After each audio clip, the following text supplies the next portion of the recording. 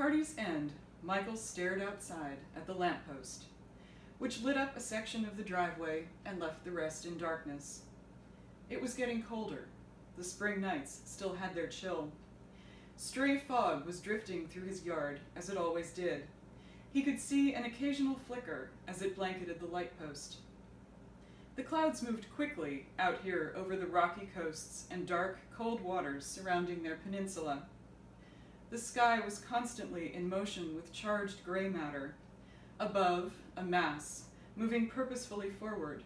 Below, playful swirls of mist skipping over the houses and trees, causing mischief. Some of Rhode Island was tacky, but this little strip of land was positively wild and elegant, he felt, like an old English marsh. If he got too caught in his head, he knew to come outside. The cool, wind-filled air always dissipated his anxiety, the paranoia that had marred his life.